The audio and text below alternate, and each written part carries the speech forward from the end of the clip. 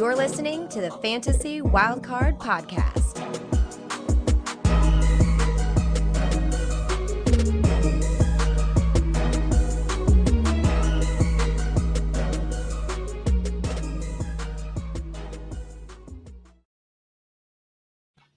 Hello and welcome to the Fantasy Wildcard Dynasty show. I'll be your host this week. Ali, you can follow me on X at FF Dynasty Grill. Almost said Twitter then, but no, we're definitely calling it X from now on. With me as always is the guy with the X Factor. It's Kev, who you can follow on X at the Dynasty Mind. Kev, how are you doing tonight, my friend? Doing pretty great, Ali. Thank you very much. Yeah, X Factor. Was listening to some N-dubs a couple of minutes ago. I wanted to get us in the mood. So that's not correct at all. But yeah, doing really well. It feels wild that it's been a week since the start of free agency. But it's a really, really amazing time of year with free agency and the draft. And I know we've got a brilliant show to talk through tonight. How are you doing, mate? Yeah, doing really good, thank you. I'm tired. I've had a long day. I think we've both had a long day listening to our stories from the day, cancelled trains, early morning, getting up at 4:45. But yeah, really good, thanks, mate. Just the whole Dynasty season is just so exciting right now. We've got rookie fever absolutely taking over. We've got mock drafts that are absolutely crazy and causing chaos, absolutely. We've got so much excitement, and yeah, free agency has just been an absolute whirlwind this past week.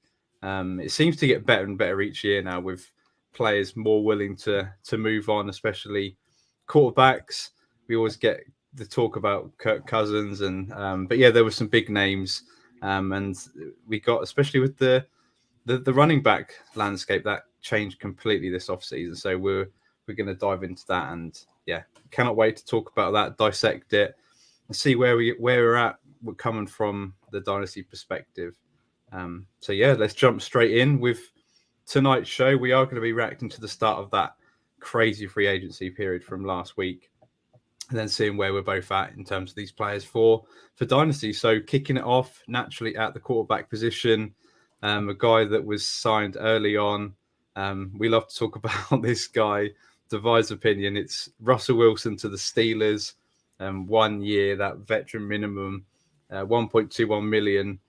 Bit of a steal, a bit of a steal for the Steelers. But Kev, how do you feel that this move is it good for Russell Wilson owners? Are you interested in right now? How do you see it shaping up, especially with another guy that potentially landed there in that quarterback room with him? Yeah, I thought this segment was all about Justin Fields, so I've not got any prep for Russell Wilson, but no, I joke. You know what? I'm a Russell Wilson fan. I think he's had a great career. He's been underrated at various parts of his career. I think it's just been somewhat of a disappointment, the fact that you've gone from Seattle to Denver, then to Pittsburgh. The deal says it all, really. Veteran minimum or close to it.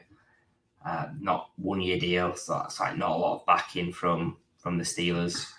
Then you've had like Arthur Smith joining, which is a kick in the not so nice places on your body. Then you've got Deontay Johnson that's out of town, and then obviously the guy that we're going to get on to, Justin Fields, coming in as well. So it's been horrific for Wilson owners in Dynasty. The fact that sort of 3-4 months ago, you're thinking, right, he's guaranteed to have a job somewhere for the next couple of years. But with what's gone down, it's kind of like he's in a tough situation. And there's a great phrase from an all-time great in John Madden that if you've got two quarterbacks, you've got no quarterbacks. Now, the context is slightly different. I think that's specifically about playing two QBs in the same game, but it's absolutely true. If you've got two QBs, you've got none, because there's so much pressure on that QB1 that, you know, it's actually better being the QB2, I think, in that point, because you know your time's going to come and you're going to get a chance. It's just a case of when. So there's always this sort of you've got this axe hanging over your head, ready to come down here. So it's been awful for Russ Wilson. I think Justin Fields, again, it's not been the best off season. The fact that the Bears moved on and nobody really wanted him throughout free agency until this point, once all the jobs had pretty much been taken. So it's tough for Fields as well, but I do see more of a glimmer of hope with him in the sense that I think he's a massive buy for contenders and rebuilders. Did a little post on this yesterday, just in the sense that he's going to get an opportunity. His value is definitely going to go up. It's costing you a mid-second potentially or a future second. I just feel that, and I've been a Fields fan, so there might be a small amount of taking the positive side and then roasting the glasses, but you've got to think you're paying a second for a guy that if he hits his full range of outcomes, if he can somehow get the job, take it forward, and get to a level which he's shown for fantasy, but actually win games as well to get that job security, he's going to push himself back up into that top 10 range. He's going to be on the cusp of first round starts potentially in the future. Talking multiple first round like rookie pick value, which paying a mid-second, if you're potentially turning that into 3 first rounders, there's no other player that can do that in Dynasty, in my opinion, at this point. So I think it's been tough for Wilson, it's been tough for Fields, but I've got more love for Fields, sort of thinking about the big picture, but aware with him as well that it could go Trey Lance's way. That is in the range of outcomes, but at a second, I'm willing to find out. If I'm a Russ owner, you've got to be thinking of exit strategies. How can I get out of him? How can I plan so that when he loses his job, because I think it's, unless the Steelers go perfect, the fans are going to be calling for it with a younger guy that's going to take that franchise forward. So yeah, it's tough for Wilson. Yeah, it's a shame really, because I think he's quite funny. Yeah, I feel like this quarterback room is going to be the one that everybody's going to focus on throughout the season. And you're right, there is going to be a lot of pressure on Russell Wilson right from the start. There's some people among the wild card that don't even think Russell Wilson's going to be the day one starter. Not me. That's not me. No, I think he's on his own with that thought, but who knows? It's not out of the realms of possibility just yet. But yeah, I do really feel like I was really comfortable with these two quarterbacks sort of heading into the off season, thinking that they're both going to be a starter somewhere in the 32 teams, because they're both good enough to be a starter in my opinion. I think with the contracts with both, with the picking up Fields' 5th-year option and then Russell Wilson's massive contract, that it just meant that it wasn't going to happen. For whatever reason, the Denver Broncos have taken, the biggest cap hit ever by moving on from Russell Wilson so early into that horrendous contract after that trade. So he's been really unlucky. But yeah, you mentioned it's just like it's going to be comedy gold with Arthur Smith, with their best weapon leaving, going to the Carolina Panthers. Leaves them with George Pickens as wide receiver 1, which in itself could be pretty hilarious to watch. I mean, he could be golden, but he might not. We're yet to see whether he can take that on himself. So yeah, you're left really with two sort of fragile assets in Dynasty. But yeah, I have to say that I'm definitely still interested in Fields. I'm not a truther. I just see that I like to take risks on players that have that ability to be a top 5 quarterback if he does get given a starting role somewhere. I do think that it will eventually happen in Pittsburgh. I don't think that Russell Wilson is good enough to hold that down with the pressure that Fields will be putting on him. Having said that, I think Russell Wilson is still a massive upgrade from Kenny Pickett. I don't think Kenny Pickett's an absolute terrible quarterback. I think the system didn't help him, but I mean, you just how on earth the Steelers won that many games? I'll never know, with the fact that Kenny Pickett just can't throw touchdown passes. and now he's on your Eagles, Kev, which is great. Sickening. But yeah, Russell Wilson is a massive upgrade. So just from day one, I think they're going to be impressed with what Wilson can still achieve. So yeah, it's really interesting time for these two guys. Definitely more interested in Justin Fields because of the upside. I do think, given how the second half of the season went for Justin Fields in Chicago, I think he can count himself pretty unlucky. If they ended up with, say, the pick 2 or 3, would they be moving on if Caleb Williams isn't there for the taking? I'm not so sure. Maybe they'd been holding on to Fields. I think he was pretty good down the stretch. They won plenty of games down the stretch. Obviously, that first pick was Carolina's, which obviously they were terrible last year. So yeah, definitely more interested in Fields. I'm not a truther, but I think it's still worth 100%. If you can send a mid to late second round pick for Justin Fields, that definitely is worth it, in my opinion.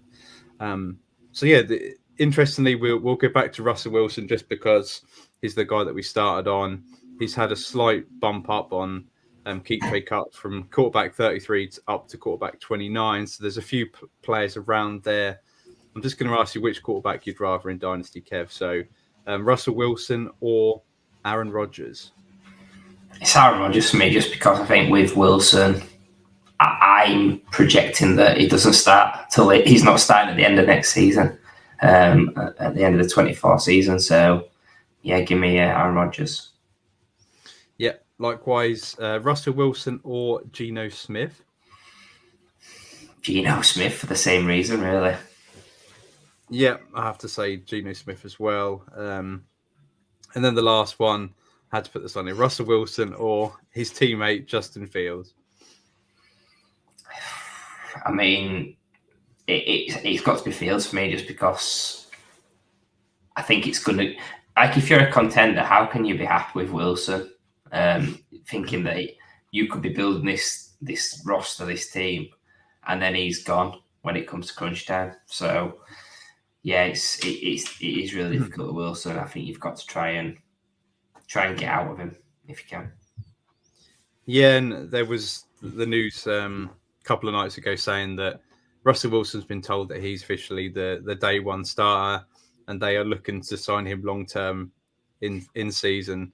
But of course they're going to be telling that to the guy that they just traded for. I mean, he's probably not very happy the fact that Kenny Pickett threw his toys out the pram, and then Justin Fields has come in. He's obviously clearly sees that as a threat, and I think the Steelers are just trying to calm him down and saying, look, if it goes right, we will be signing you to a long-term contract. I think there's a slim chance that happens, and I think Justin Fields or another quarterback will be the starting quarterback come 2025 on the Pittsburgh Steelers. Just imagine as well if Russell Wilson gets traded in season. It could happen. It really could happen. Yeah. Let's move on to a guy that has moved on to his third team. Well, no, would it be his third team? Yeah. Yeah. The guy that seems to be the talk of free agency, and just, I don't know how he does it, how his agents do it. They must be absolutely rich right now. So Kirk Cousins to the Falcons, 4 years, $180 million, $100 million of that is guaranteed. So Kev, where are you at with Kirk Cousins? Because this one is far more exciting than Russell Wilson. I mean, let's just be straight first of all. There's people in the community saying it's a better landing spot than the Vikings, which that's just laughable. The fact that people saying it's going from Justin Jefferson and Addison and Hawkinson and no running back and a pass-happy offense to the Falcons, and it's a better landing spot because you've got these young dynasty assets with him. So anybody telling you that's talking rubbish, first of all. That's the view. That's the facts. In terms of Cousins, look, he's going to do fine. Like, I've always been a big fan of him, and I think at best it's a lateral move. I think he's going to be a solid QB2, a low-end QB2 in Dynasty, someone that you can be certain about for the next couple of years, in an offense around him that's young. It's going to grow, and there's potential for more growth through adding of weapons. I mean, Darnell Mooney, he's an addition as well. They could add further players at wide receiver to that. But for me, it's more about what people are expecting from the other players for the Falcons. Like Cousins is coming in to save the day, and Bijan's running back 1, and Drake London's top 5, and Pitts is back top 5, and people just be open-minded. Look, these are young dynasty assets that have been crying out for a QB to see them shine. But what if they all don't shine? Hey, what if it's not as high-powered as we expect? What if Kirk Cousins has been a little bit of a system QB over in Minnesota with them fantastic weapons and Kevin O'Connell, who's a smart guy? What if it's not the optimal outcome people are thinking? So I think for Cousins, it's fine if you've got him. Not a lot's changed. It might be a slight dip with moving from the number 1 wide receiver in Dynasty.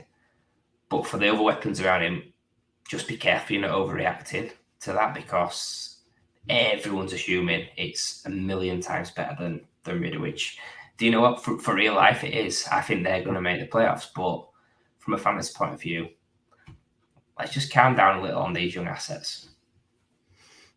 Yeah, certainly you have to agree. I think that the Falcons now see their window of opportunity. I think they're a year late because I think they could have easily won the NFC South had they gone more all in last year and at least attempted to try and sign Lamar Jackson, which they didn't. They've now given Kirk Cousins a very similar contract, which is pretty laughable considering he's going to be 36, coming off a what did he have, an AC? No, he had a major injury. It was Achilles. That was his Achilles injury last year, which wrote off his season. And just the fact that they're now going all in, I think they are in a much better situation, much better head coach, offensive coordinator. They've made some decent signings. Really like the Darnell Mooney one as an underrated one. But yeah, I think this is better for Kirk Cousins. Not better as in a better situation, but I think ultimately it's better for him than it is for his young weapons. I feel like it is going to be very much run heavy again in Atlanta because they'd be silly not to. They've invested a lot in Bijan Robinson. They've got a good running game going there. And I think Kirk Cousins is that game manager plus to put them over the edge, to not make the silly mistakes that Desmond Ridder did. And they're rightly favourites for the division. I think it'll be between them and the Buccaneers. Obviously, the Buccaneers will win the 4th NFC South title in a row. But I think the arrow's definitely pointing up for the Falcons. I do think they're going to add perhaps a wide receiver in the draft, which will be interesting to give him another weapon. I do really like this move for Kirk Cousins. Definitely was in a better situation with the Vikings, but in terms of potential landing spots, this is probably the next best that he could have gone to. Really landed on his feet, and it makes me wonder which, because I don't feel he can support all of these young weapons. I do feel like there'll be one that misses out, so it'll be interesting to see whether it's Pitts, whether Drake London is not going to be the wide receiver 1 that everyone thinks he's going to be, because he's not finished. He's not even been a wide receiver 2 yet, so be interesting to see whether he can take that leap. A really interesting time. I am interested in Kirk Cousins. If people are giving him too much of a value bump, then that's not very good for me. But if people are trying to maybe sell him or got any concerns and think this is the final time they can get out on him, I'm happy to take him on and have him for that two-year plus window of giving me sort of fringe quarterback 1, as you mentioned, solid quarterback 2 numbers. So here's a couple of interesting ones, Kev. So would you rather have Kirk Cousins in Dynasty, or would you rather have Bryce Young? Obviously, very disappointing rookie season, but possibly trending upwards with the offensive coordinator or the head coach there, amazing head coach there, and the weapons that he's been given. No, I'm out on Bryce Young. I think after that rookie season, if he wants to step up and prove, not me wrong, because he don't really care about me, but he's got a lot to prove, and I'd happily take Cousins, someone that's guaranteed over the next couple of years, than Bryce Young, who could be anything.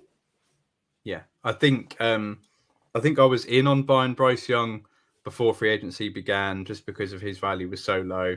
But now I think everybody's just thinking that he's going to bounce back and be this quarterback we all thought he was going to be. I'll definitely take that certainty of Kirk Cousins. The next one is Kirk Cousins or Deshaun Watson. See, that's interesting because if Watson comes back, he smashes the trade, doesn't he? If it's a literal straight up. I mean, truthfully, it all depends on your roster build.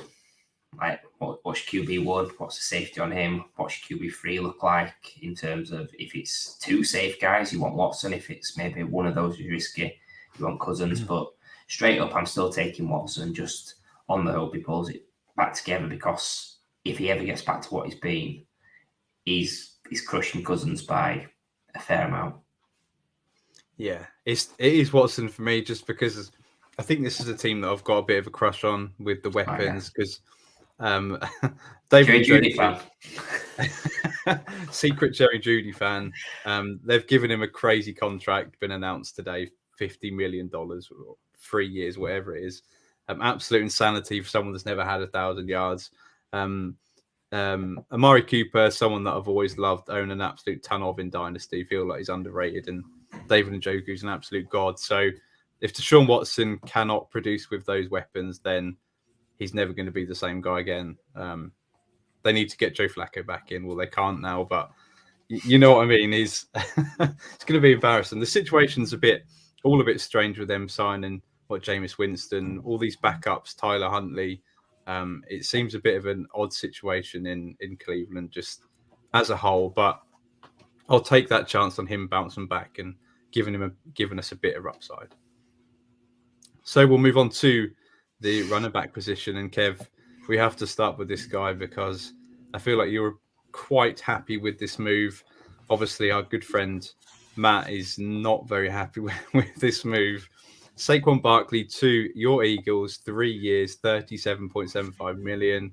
26 of that is guaranteed. So, Kev, where are you at with Saquon in Dynasty? Look, I mean, real life, I'm buzzing. I get Barkley from the Giants. We take him away from the grasp of the Cowboys. It's a massive upgrade on that running back room, but it's a bit of an interesting one as an Eagles fan for 20 plus years. They've never really had that elite bell cow. It's always been split backfields, three-headed monsters, big part players contributing in different ways.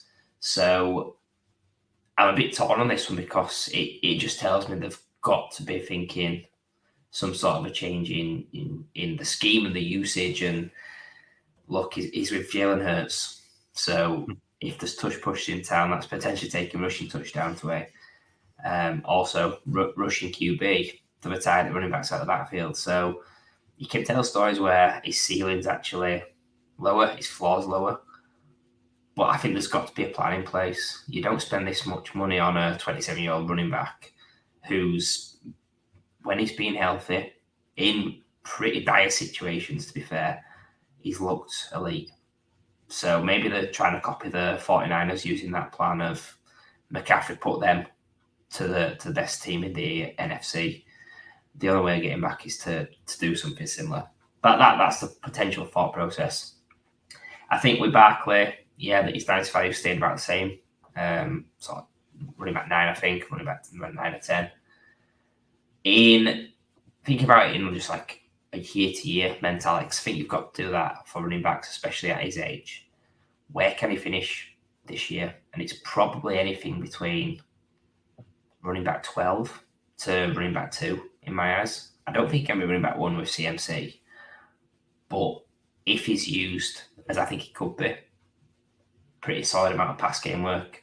Not as many touch pushers as previous years because I think they'll be trying to protect Hurts a little bit. He faded down the stretch with a lot of injuries, and obviously you've lost a Hall of Fame center in Jason Kelce. So I'm not going to say it's not going to have the same success because you've got Saquon pushing you over the goal line. But yeah, I think that could dip a little bit. So, Dynasty, I just think it's a similar mindset. I think he was landing spot proof wherever he went. I love it for real life. I'm not falling over myself in Dynasty. I just think it's a solid move for him. It could have had worse moves, but he could have had better ones as well. Yeah, I think you've hit the nail on the head there with solid, could have been worse, could have been better. And I think that is reflected in the fact that even Keep Trade Cut, who were very, very reactive, haven't sent him up to RB5 or something silly like that. He's remained just outside those sort of elite 7 or 8 running backs that everybody wants. And I think he is the next one. He is, for me, in terms of my rankings, he's that next guy behind all the certainties or all the younger guys that won on my roster. And I just think talents like Saquon Barkley don't come on the free agent market very often, especially when they're in their absolute peak. Saquon Barkley's still young enough to have an absolute amazing 2 or 3 seasons with the Eagles. I'm really interested to see how it looks. Just thinking about it over in my head, it's not really a style that matches with the Eagles offense, but they've clearly got a plan. They've spent plenty of money. Whether that was just to take him away from the Cowboys or the Giants, I think it's an absolute genius move by Howie. But yeah, just the fact that he's not moved means I've not moved him in my rankings either. I think you'd be silly to move him too high. So yeah, I think it's probably the perfect time if you're not a true contender to maybe get out on Barkley, just because I think a lot of people see that move to the Eagles, see that elite offense with all them weapons and think there's going to be lots and lots of scoring opportunities, which there probably will be for Saquon Barkley. So I think if you're not a true contender, it's the perfect time to get out on him. But again, his value's not really changed for me, so I'm not interested in any sort of buying of him. I don't really see any dip. So he's just stayed the same value, which is not always the case when they move to a different team. It's usually they take a bit of a bump or they take a fall. So be interesting to see your take on these guys that are ranked similarly to Saquon. So I've gone for one that's ranked higher and one that's ranked lower. So Kev, would you prefer Saquon Barkley or Kyren Williams? Ooh, interesting. God, I'm not really a Kyren fan, but he did have a great season. He's got that volume, Annie. So give me Barkley still. Yeah, this is a really difficult one. It's probably the most difficult one on the show sheet today, just because I think you've got that safety, you've got that big name in Saquon Barkley, or you've got the guy with the low draft capital that's just come in from nowhere and just absolutely exploded. But then Sean McVay has had this before with someone like Cam Akers that came in and done well, and now he's disappeared. So Zach Evans fans out with as well. So exactly. I'm actually going to take Kyren. I've got Kyren ranked just ahead of Saquon in Dynasty. I'm a massive fan of what Kyren done last year, and I'm absolutely all in. This could be, again, for me, at Justin Fields, I could fall on my face, but I'm going to take a risk with Kyren, and I really think he's got the chance to be a top 3 runner back again this season. Yes. Second one, Saquon Barkley or Kenneth Walker? Yeah, Saquon for this. I think Kenneth Walker actually could surprise with the change of regime there, but you can also paint a picture where they maybe fancy Charbonnet. So I'm very very pensive on the Seattle situation at this stage. Yeah, exactly the same. It's easily Barkley for me. Kenneth Walker is someone that people just they're not talking about right now. Nobody's interested in him, but I don't really see many moves trading him away or people trying to buy Kenneth Walker. He's just one of these running backs that is very, very talented. He's at a good age. He's on a decent offense, but it's just a bit uncertainty with Charbonnet, someone that I like and feel like he should be given a bit more of a work role. So probably lower on Kenneth Walker than consensus for me. We'll move on to another guy that we've probably been lower on than consensus, but are we still now, Kev? Josh Jacobs to the Packers, 4-year contract, $48 million. Slightly weird looking at Spot Track. They've got the guaranteed money standing at only $12.5 million. We'll probably have to look more into that. It's not a lot of guaranteed money there, but I personally really like this move for Josh Jacobs. Kev, do you share my enthusiasm, or are you just more, you've not been a massive Josh Jacobs fan, perhaps it's a bit of a sideways move for him? It's so difficult because I think like as a player, I don't think he's very good. I think as a prospect, I don't think he was great. They got their first round draft capital, so they had to use him in a certain way, and it's not how he was used in college, which is usually an indicator of talent and the sort of timelines, etc. Look, I'm not a Jacobs fan, but this is a pretty awesome move for him in the respect of the volume side of things. He's getting projected similar volume in a better offense. So the logic in me is saying it's great for his value, just based on the fact that the Packers are better than the Raiders. They're going to have more scoring opportunities. It's a completely better offense with QB, wide receivers, etc. I'm not a Jacobs fan, and I wasn't in on him before free agency. I couldn't really see where he could go to improve it. But then again, I didn't see the Packers moving on from Aaron Jones either, who's obviously someone we've all spoke about this offseason, someone that's so that we're fans of, and actually him in Minnesota's, I see that as a sideways move. I think we're still going to be in on Aaron Jones. Hopefully you are as well. So yeah, you've got to be happy with Josh Jacobs. I'm not huge on the talent, but I think that situation is great, and that it is just worth noting. And this is the same for Barkley as well. But when these older running backs move, most of the time they don't hit the expectations. Like one that springs to mind for me years ago, DeMarco Murray, when he moved from the Cowboys to the Eagles, it was an absolute disgrace in the Chip Kelly days. So yeah, just when you've got running backs getting to this age, it might look on paper that it's going to be great, but often it isn't.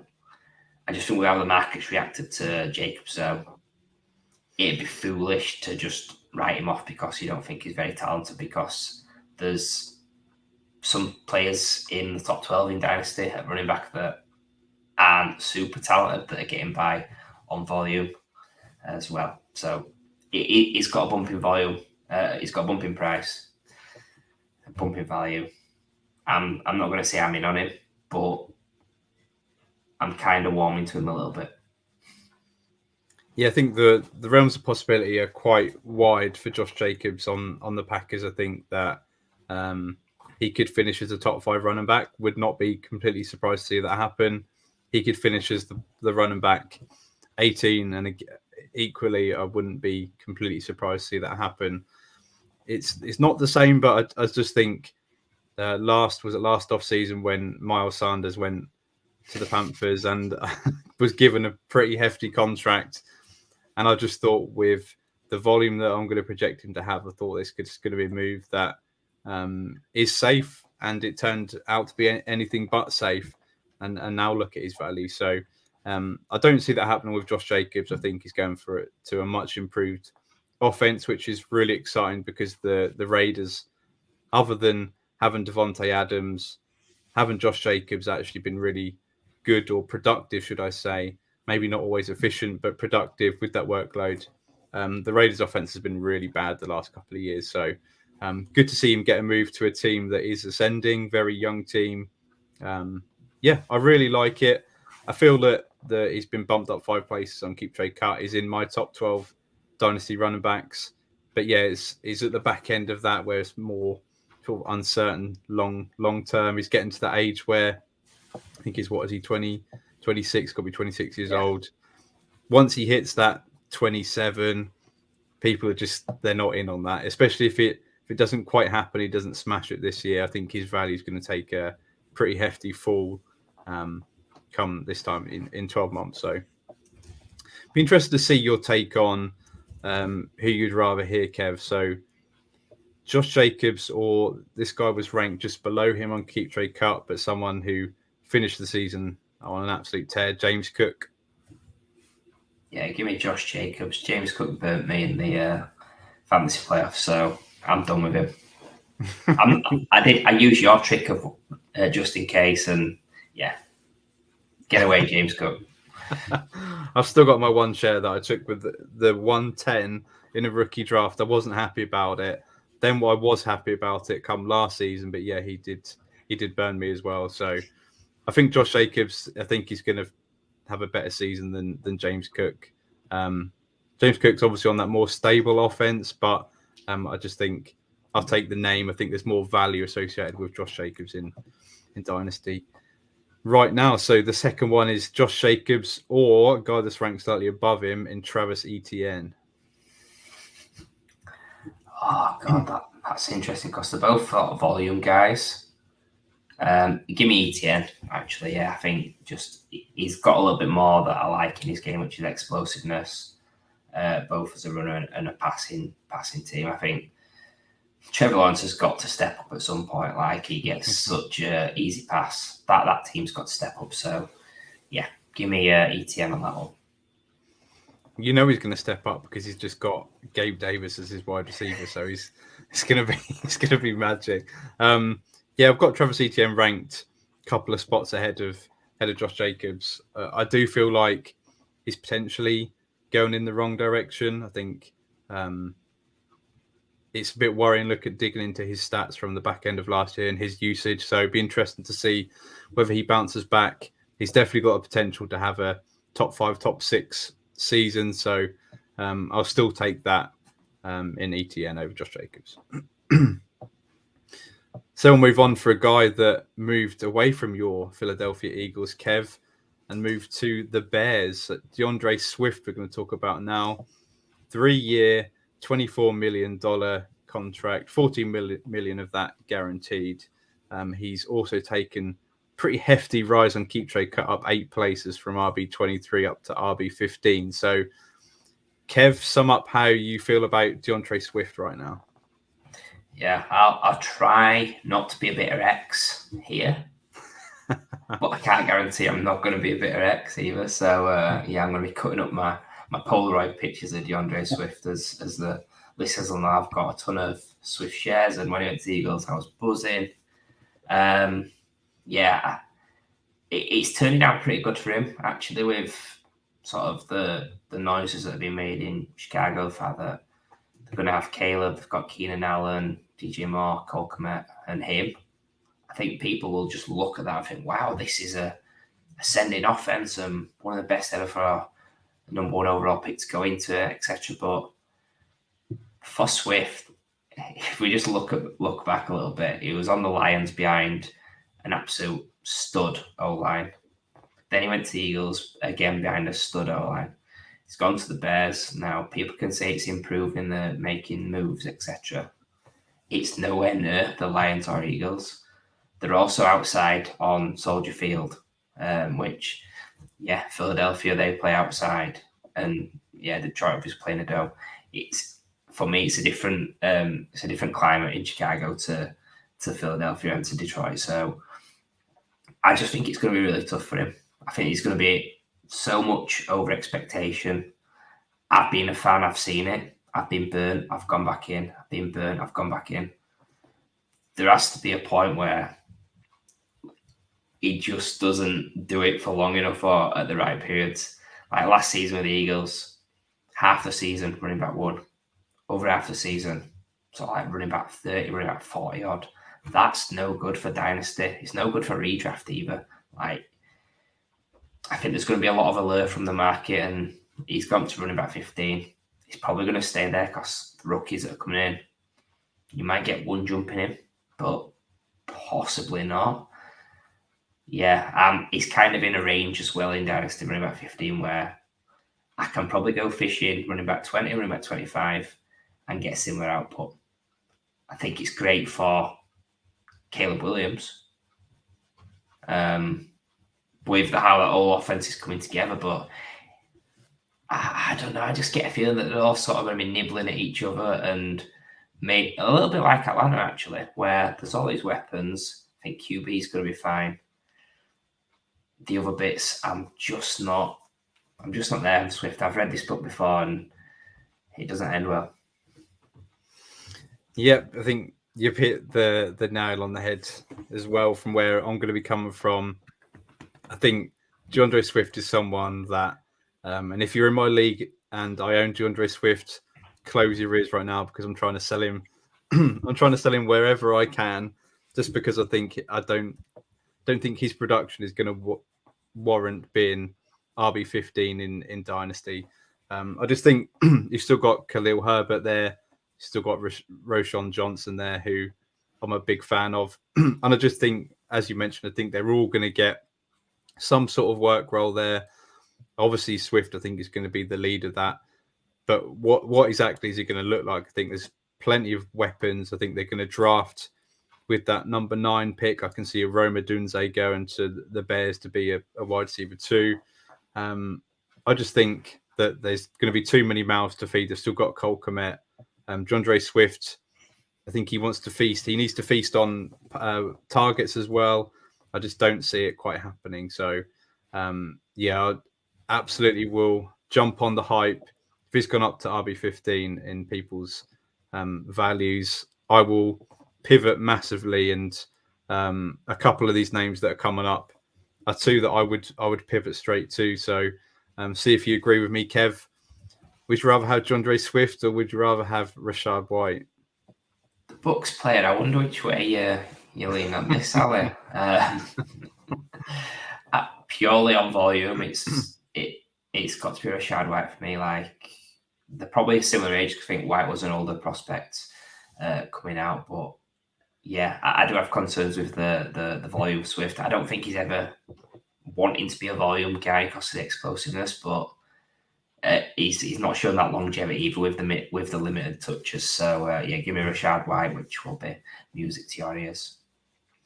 Yeah, it certainly will be. I think DeAndre Swift is a more talented running back than Rachaad White, but I just think talent situation alone. I think DeAndre Swift disappeared for a few times last season with the Eagles.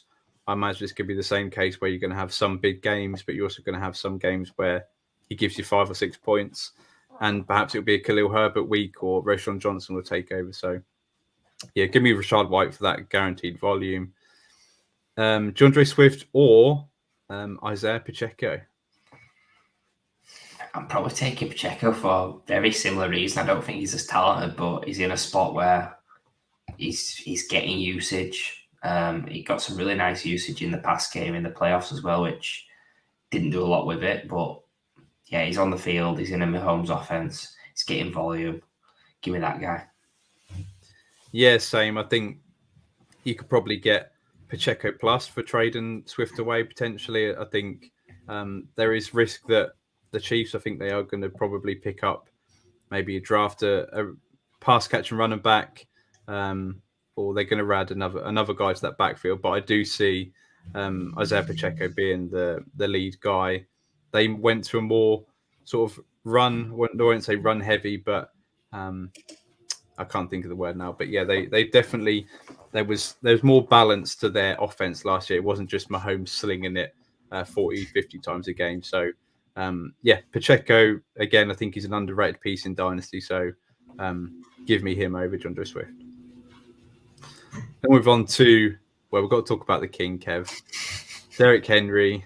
It was the move that everybody wanted, the move to the Ravens, 2 years, $16 million, $9 million of that is guaranteed. So, Kev, we spoke, I think we spoke a couple of times last during the season, and I know me and Mags were banging the drum to buy Derrick Henry. Didn't quite work out, but I mean, if you did buy him in the in season, it looked really good now. So, sum up where you're at with Derrick Henry to the Ravens. Yeah, sometimes you fall out of a boat and actually hit the water, don't you? So it's very nice, I guess, for those calls in season. Look, I think people are going to be hyping over this because it's a move the Ravens could have made in season. Would it have changed the outcome in the playoffs? Probably. Just being honest, if the play calling was a bit better as well to go towards the run, I think that could have been a different outcome against the Chiefs. But yeah, I think Henry, We know what he is. We know that he's a beast when he's on it. I just have a little bit of concern still. I'm trying for it not to be take lock, because obviously I've played him down a little bit, and he's going to a better situation, a better team. He's going to get. I mean, look, Gus Edwards got 20 touchdowns or something. Derrick Henry, that's in his range of outcomes. It just, to me, feels like he's wearing down a little bit. He's 30 years old. He'll be 31 by sort of right in the thick of or coming towards the end of the fantasy playoffs. And yeah, look, he's Hall of Fame. He's a beast. He's someone we've not seen that size, that speed, that sort of specimen do it for this long. It's been amazing. Where did you say he's going to keep trick? Sort of running back 18. Yeah, from 33. That is interesting in a way. Like, I know I've gone one way to play him down, but I think at that cost, it probably is worth it for a 1 year bash it. But it's on the basis that it could go very wrong. Like, there's lots of risk factors there. The Titans, they're a team that's had Henry for years. Surely they should have an inkling of when the time's coming to an end. And it makes sense with how they've gone with new coach, etc. So that might just be another factor. But they were reducing his snap counts. If someone's got a gauge of what Henry could look like, it'd be the Titans. That's all I'm saying. But I do get the point as well that running back 18 for a punt, yeah, if you're paying a second for him, would you rather have Derrick Henry or running back 2, 3, 4 in this class as a rookie on a contender? Yeah. People will probably still pivot to the rookie because they think they can always pick the right one. But if that's a tier of 10 running backs or 8 running backs or however many you want, good luck with that. Give me Derrick Henry, because you know if he hits in this Ravens team, I think we spoke about sort of where he could end up next season in redraft when we had George and Poppy on a few weeks back, and it was sort of saying around running back 15 would be a great effort, because that's where he was finishing fantasy points per game this season. I think with a landing spot, it could be top 8, top 6 if everything goes right. So yeah, there's definitely value there, but it's coming with a massive, massive risk that it could go wrong. Yeah, 100% correct. I think you're right. If the asking price is going to be no more than a mid-second, then I'm interested. But I think that Derrick Henry is going to be a better NFL player for the Ravens than he is going to be fantasy producer. I completely agree. They're going to lessen the load. I don't think you're going to see him carry the ball 20, 25 times a game, more like 16 to 18. I think he's going to be punching the ball in, much like Gus Edwards did, but probably do it better. So, I mean, them 13 touchdowns, which last season for Edwards was an outlier. You can say because of how good Derrick Henry is, he could potentially reach that. But then where did Gus Edwards finish in terms of fantasy last year? He certainly wasn't an RB1. So I think you're right. I think the possibility for next year, which, I mean, he's got a 2-year contract. I think this is going to be his best of the 2 years. I think the second year could be, he might not even be there. We don't know what it's going to look like, but I think his ceiling is probably RB7, RB6. And I think his floor is probably RB20, something like that. So I think at RB18, I think it's still fairly interesting, but I just think that people are going to be really excited about this move because it's the one that everybody penciled in. Everyone sees how good he is. Even at that age, I think they're going to think that he's going to produce what he could produce maybe 2 or 3 seasons ago, and I just don't think it's going to be the case. I think it's going to be limited ceiling and a much better move for the Ravens than it is for fantasy. So I am interested, but I think people might want to temper expectation thinking that he can finish top 5, because I don't think he's going to get anywhere near that come this season. So we'll move on. We'll talk about some wide receivers, should we? We'll talk about Marquise he's certainly got the Hollywood. We talked about, would it be Hollywood or would it be Blackpool? I mean, he's landed in perhaps the best situation for him, for his value anyway, for the Chiefs.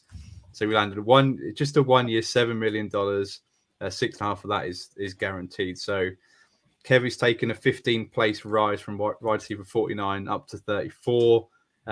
Just sum up where you're at with Hollywood Brown. Yeah, it's just a shame Max isn't here, isn't it? Because obviously he's a Chiefs fan and he hasn't spoke glowingly about Marquise Brown. So it'd be interesting to hear how he's feeling now he's on his Chiefs as an upgrade over players that he hates like Sky Moore, MVS, Tony, etc. I'm a Marquise Brown fan, as you'll be aware. I think it's a great move for him. I'm not high on him because he's gone to the Chiefs. I just think it's one of the few places which is sort of on par or better than where he was playing. And this guy, Marquise Brown, he must do the lottery because he's gone from what? Kyler Murray to Lamar Jackson to Patrick Mahomes. He's like the new age Brandon Cooks, just always landing on his feet wherever he falls. So yeah, I'm really excited for him. I think it's also great news for Rashee Rice. I think it's perfect complement, someone that can stretch the field. He's going to get a lot of favourable looks. So yeah, I'm a Marquise Brown fan, but I'm kind of tempering expectations a little bit. Like, I think it's a great move for him in real life. I think it's solid for Dynasty. But I just think he's going to be the third guy behind Kelsey and Rice. And you made a great point about Mahomes. The offense was scaled back with last season, and that worked. Why change something that's obviously worked really well? You can add in a piece like Marquise Brown to give it a little extra dimension. But Rashee Rice was fantastic down the stretch. Someone comped him, I think it was Wyatt from JWB, comped him to like an Amon-Ra St. Brown type numbers rookie season where second half was on fire. Totally different prospects, I would say, but we'll see how that one pans out. And then Travis Kelce was on fire as well. So that jump it's probably a little bit too rich for my takings costs. 35 might seem, I don't know, a low number, but that tier is massive. There's so much good wide receiver talent, and there's so much good incoming wide receiver talent as rookies as well. And yeah, the Chiefs tax is going to obviously keep him up there. So yeah, I like it for real life. I'm not overly thrilled for Dynasty though. Yeah, you're a smart guy. Yeah, I'm about to say you're a smart guy, Kev, because you're reading this situation exactly the same. And I have to say that I absolutely love this because I do own Marquise Brown in a ton of places. So for his value right now, it couldn't have been any better because everybody sees that situation on the Chiefs.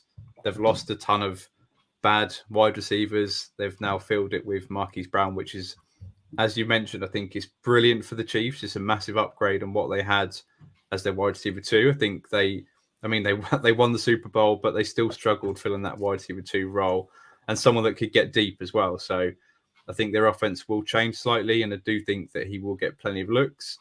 I think he'll have success, whereas the wide receiver 2 hasn't had success on the Chiefs for a number of years now. But yeah, I just think up to wide receiver 34, I think that is, for me, at the point where I am now actively looking to sell him. And I think there's plenty of pivots that I'm absolutely ecstatic to make. And I'll go over a couple in a minute. But yeah, I just think it's the perfect place for him to have gone where his value has risen. I think that Marquise Brown is a good wide receiver. I've always liked the talent. Always been a believer, and I guess that's why I do roster him in plenty of places. So certainly I think I'm going to be looking around about 50% to try and offload Marquise Brown and pivot to some of these guys. So yeah, definitely seeing it a similar way. But Kev, I can offer you Christian Kirk straight up. Is this a pivot that you'd make for Marquise Brown? It sure is. I do like Christian Kirk. I'm not a big fan of his QB. Trevor Lawrence follows who hat with it today. But I think Christian Kirk's someone that's been low-key pretty solid for a number of years. Give me him. And just on Brown, I think it reminds me a little bit, totally different players, but a little bit like the Juju situation where he's probably going to come in, have a solid year, and then he's gone to some dumpster franchise. Yep, exactly. That 1 year contract, had it been 2 year, 3 year, which a lot of these wide receivers and that have been given, I'd have more confidence. But the fact it's a 1 year, just $7 million, which is very low for a wide receiver that has been a wide receiver, say won the target, is low. And I do think that certainly they can move on easily next year and just find the next guy. So there's certainly risk there, which is why I'm trying to sell him now. Marquise Brown or Davante Adams? Give me the best wide receiver dynasty buy on the planet. It's not Marquise Brown. No, he's the biggest sell on the planet. Yes, it's Davante Adams. Yeah, I just think people are just being absolutely foolish, just thinking of how old that he's getting. Just the fact that the Raiders' offense is horrendous, and he's going to be sticking around. Give me Davante Adams because he's going to get mad volume, and they're gonna find a quarterback upgrade for sure. And then we'll round off our free agency wide receivers talking about this guy who got an absolute ton of money, Calvin Ridley to the Titans, 4 year, $92 million, $47 million guaranteed. He's taken 10 spot rise on Keep Trade Cut from wide receiver 48 to wide receiver 38. So he's behind Marquise Brown. So, Kev, how are you feeling about Ridley now in Dynasty? Did you like the landing spot? It's a weird one because people just automatically think, Titans, run heavy, Derrick Henry. It's a completely new regime. It's the OC from the Bengals. It's going to be more pass happy, I think. Well, we think, don't we? I mean, they've signed Pollard, they've got Tyjae Spears, but I kind of like it in the sense that I think him and Hopkins do complement each other well. I think Ridley was used incorrectly a lot by the Jags. I think the judge is still out on Will Levis. I think he's someone that is an interesting dynasty buy in his own right because he could break out in a big way. And even if you don't like him, there's going to be options to pivot if he does hit for a little pit. I do kind of like it. Like, if you're saying to me, him or Oliver Brown, I'm taking Calvin Ridley. Mm-hmm. But 29-year-old guy, you can sort of take your pick around that landscape. I think personally there's other pivots around him, which we mentioned Davante Adams there. It will be in a similar range. I'd much, much rather have Davante Adams than him.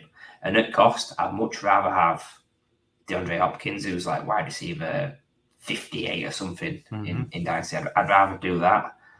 I think it's great that he's got some security there with the contract. But again, there's questions at QB. I think Hopkins is still a great player. Some of his metrics were fantastic last season. A lot's up in the air with this offense, how it runs with those two running backs as well. So lots of risk and not that much upside for where he's going in Dynasty. So I'm kind of, I guess all the players that have moved, the values have gone up because they've got that security. He's someone that I'm happy that he's moved because it's an option to pivot now.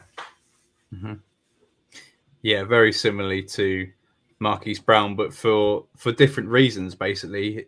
Yeah. Marquise Brown hasn't got the guaranteed long-term deal, but he's got the Chiefs, whereas Calvin Ridley's landed on a team that's got Will Levis at quarterback, who we don't know what he is right now. We saw shades of brilliance, but we saw absolutely horrendous play at the back end of last year. I'm glad we saw some of him, but I think we're going to find out who Will Levis is come 2024. I think they'll quickly move on if he's not the guy. I think 2025 he won't be the starting quarterback, but he's got plenty of weapons.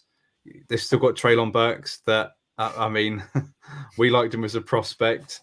Not sure what he is right now, but if he's moving into the slot, I think that's a big weapon for Will Levis.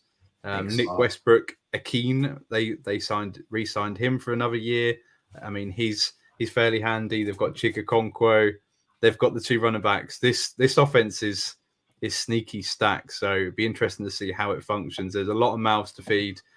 And I just think at wide receiver 38, Ridley's not produced massively for a number of years now, a good number of years. I think him at 29 years old, this is just the perfect time for me to get off Calvin Ridley. That's not to say that he can't produce at wide receiver 2 level this year, but I'm not fully expecting it myself.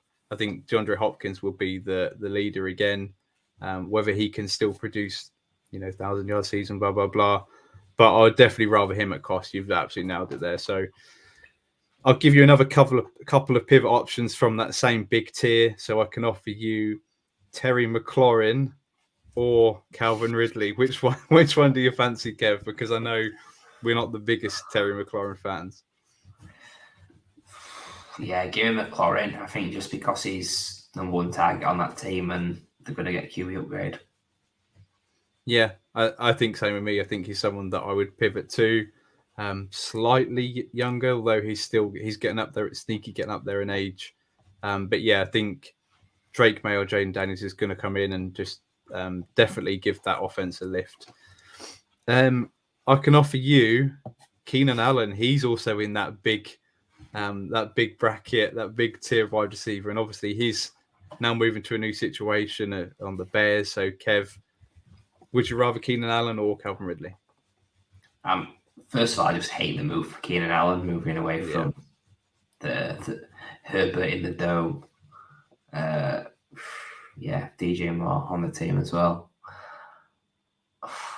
God, this is so hard. I'm a massive Keenan Allen fan. Do you know what? I'm going to take Keenan Allen because Caleb Williams is generational. Oh, love it. Keenan Allen is a much better wide receiver than Calvin Ridley. Not too much older. It was such a strange move. It happened in the middle of the night.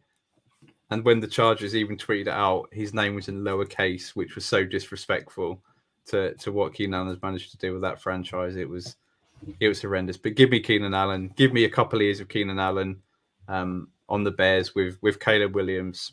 Oh my God, Caleb Williams is stepping into such a good situation that we've not seen before. So that is exciting.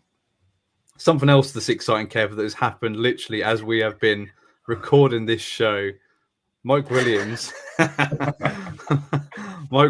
landed on a 1-year, $50 million contract on the Jets to be their wide receiver too. So, Kev, sum up how you feeling about Mike Williams. Is this a good landing spot? Is this the best landing spot that he could have been in?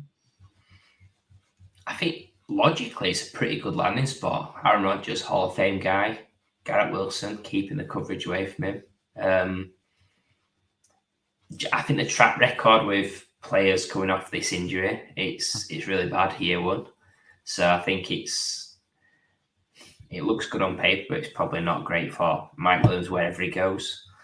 Just looking further into the injury data, but he's landing in a pretty good spot for teams that have him already in Dynasty to get some sort of potential value bump where you can pivot or a little bit of excitement there. I think it's the best news for Garrett Wilson, if I'm honest, because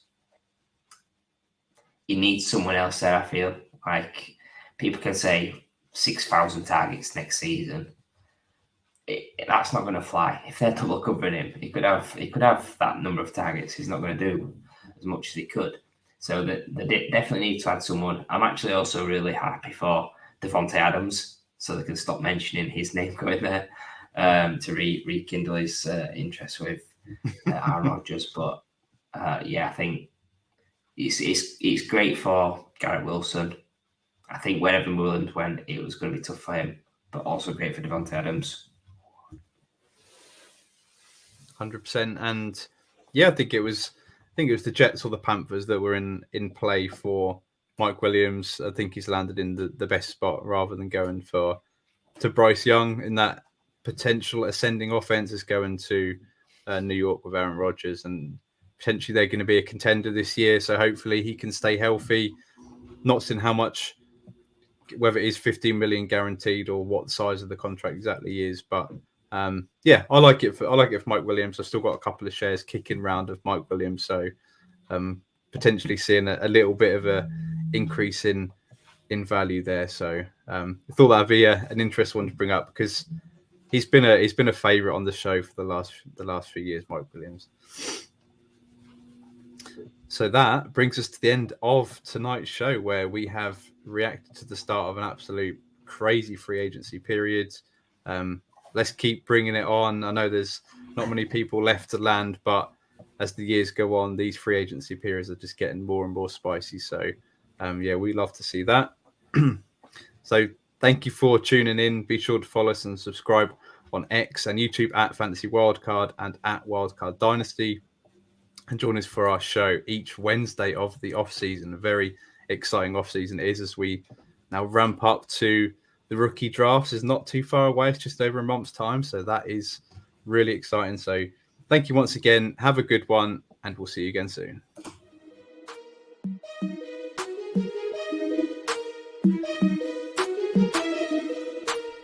When you have the wild card, you have the power to change the game.